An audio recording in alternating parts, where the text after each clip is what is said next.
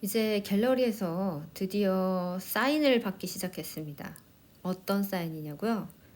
자, 설치 작품을 감상할 때 작품을 손상시켰을 경우에 책임을 지겠다는 사인이요.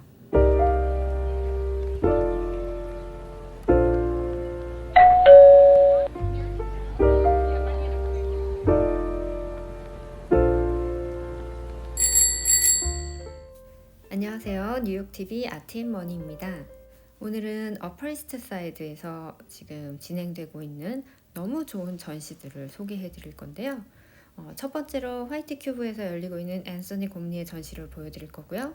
그리고 굉장히 규모가 급성장한 에드워드 테일러 나흠 갤러리의 전시를 보여드리겠습니다. 지금 너무 좋은 전시 자코메티와 장디 뷔페의 2인전이 열리고 있습니다. 그리고 어퍼리스트 사이드의 어떤 트레이드마크, 굉장히 상징적인 아름다운 타운하우스 갤러리에서 열리는 아퀴아벨라 갤러리의 전시 보여드리겠습니다. 지금 여러분이 보고 계시는 이 앤서니 곰리의 설치 작품이 공간에 비해서 굉장히 촘촘하게 지금 작품이 이루어져 있고 복잡하죠. 그리고 보시면 아시겠지만 상당히 얇은 구조물로 되어 있습니다. 잘못 건드렸다가는 작품이 부러질 수도 있죠. 지난번에 제 영상을 통해서 그 프리즈 아트 페어 사고 난 영상 보여드렸잖아요.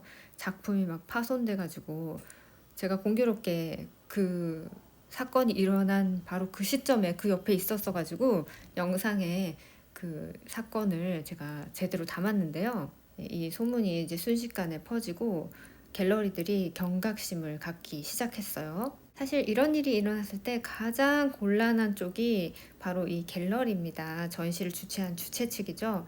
작가한테는 송구스럽고 미안하고 이걸 어떻게 얘기해야 되나 상당히 곤란한 상황이고 또 관객에게는 그 관람객은 또 안전사고기 때문에 진짜 애매한 거예요. 만약에 관객이 사고가 나서 다치기라도 하면 반대 상황이 되는 거예요. 이 작품의 가격을 물어줘야 되는 게 아니라 이 사람이 다친 것에 대한 보상을 해줘야 되기 때문에 상당히 곤란한 상황이죠. 그래서 전시를 보기 전에 이렇게 사인을 받았고요. 많은 사람을 들여보내질 않고 그냥 한 사람씩, 두 사람씩 이렇게만 관람을 할 수 있도록 하고 있었습니다. 자, 전시 보실 때는 각자 알아서 조심하자고요. 자, 미국 같은 경우는 이렇게 괜찮다고 이렇게 해놓고 나중에 또 소송 거는 경우가 있거든요. 믿을 수가 없어요. 미연에 사고를 방지하는 것이 좋습니다. 앤서니 곰리의 작품이 여러분 신안군에 들어오는 거 알고 계시죠? 신안 앞바다에 앤서니 곰리의 거대한 설치 작품이 들어올 겁니다. 자, 이분은 미술계의 시인 같은 사람이에요. 작품이 은유적이고 깊은 울림을 줍니다. 큰 틀에서 보자면 이분의 작품의 주제는 몸과 정신입니다.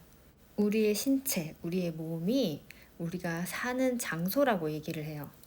그리고 작품을 제작하는 과정에서 인간의 정신이 느끼는 그 감정들을 작업에서 고스란히 담아내고 있는데요. 예를 들자면 자신의 몸을 랩으로 전체를 감싼 다음에 석고를 막 두르게 해요. 그러면 굉장히 공포감이 들잖아요. 온몸을 움직이지 못하게 감싸고 석고를 막 발라요. 그러면 마치 생매장을 당하는 것 같은 그런 불안한, 극도로 불안한 감정을 느낍니다. 그런 정신을 그대로 표현을 하고 있습니다. 이번 전시는 조각 작품뿐만 아니라 이렇게 평면 작업이 있어서 좀 색달랐네요. 다음은 나우메드 컨템퍼러리에서 열리고 있는 장디 뷔페와 자코메티의 2인전입니다. 나우메드 컨템퍼러리는 항상 미술관에서 열릴 법한 그런 수준 높은 전시를 많이 열어요. 지난번에 알렉산더 칼더 전시도 제가 여러분들에게 영상을 통해서 보내드렸는데 그 알렉산더 칼더 전시 같은 경우도 칼더 재단하고 같이 협업을 해서 만든 전시였는데요. 일반 갤러리에서 보여주기에는 상당히 높은 수준의 전시였습니다. 미술관에서 보여줄 법한 그런 전시를 보여줬었죠. 이 갤러리 자체가 2013년에 설립이 되었는데 혁신적이면서도 역사적인 작품을 소개하는 데 초점을 두고 있어요. 그래서 20세기 미술과 80년대에 뭔가 두각을 나타낸 주요 컨템퍼러리 작가들을 소개하는 데 주안점을 두고 있습니다. 그러다 보니 당연히 거장들의 작품을 전시할 수밖에 없겠죠. 이번 전시 장듀 뷔페와 자코메티 2인전 같은 경우는 이분들이 두세 차례 세계대전에 어떤 경험이 있다는 점, 그리고 세계대전 이후에 나라가 막 황폐해지고 방향 감각을 상실했던 그런 시대를 살아왔기 때문에 그 시대적인 상황에서 왔던 황폐한 감정들과 실존주의적인 그런 철학에서 영감을 받아서 작품을 제작했기 때문에 그런 작가들의 공통점을 가지고 이 전시가 기획되었습니다. 장디 뷔페는 프랑스 출신이고 자코메티는 스위스 출신이에요. 이 두 분이 활발하게 활동하던 시대에 서로 친하게 지냈다거나 특별한 교류가 있었다거나 이런 건 아니었어요. 다만 그들의 백그라운드와 이 활동했던 시기가 겹치고 작품에서 어떤 철학이라든가 작품이 추구했던 방향들이 비슷했기 때문에 큐레이터가 이렇게 작품을 함께 전시를 하게 된 거예요. 이런 명작들을 전시할 때는 갤러리가 작품을 재단이나 미술관에서 대여를 해오기도 하고요. 또 개인 컬렉터한테 대여를 해오기도 해요. 하지만 이런 작품 대여도 미술관이나 어떤 재단이나 개인 컬렉터와 끈끈한 연결고리가 없다면 대여가 쉽지가 않습니다. 그리고 대여한 작품이 조금이라도 손상이 가면은 그 막대한 비용을 다 물어내야 되는데요. 예전에 티나킴 갤러리에서 한번 미술관에서 작품을 대여했다가 그 지문 자국, 스테인리스 스틸 조각 작품에 손 지문이 남았다고 소송을 당하는 일도 있었습니다. 그래서 이런 전시는 돈이 여간 많이 드는 게 아니고 작품 판매도 아무에게나 일반인한테 잘 주지 않습니다. 굳이 지금 작품을 팔 생각이 있어서 전시를 하는 건 아니고요. 그냥 전시를 했다가 나중에 판매는 또 옥션을 통해서 하기도 하기 때문에 거기에는 특히 관심이 있거나 이런 게 아니에요. 이렇게 상업 갤러리, 상업 아트 갤러리에서 하는 전시라고 해서 다 판매를 할 것이라는 생각은 하시면 안 돼요. 자, 다음은 아퀴아벨라 갤러리에서 열리고 있는 웨인티보의 전시입니다. 아퀴아벨라 갤러리는 3대째 가족이 운영하는 갤러리고요.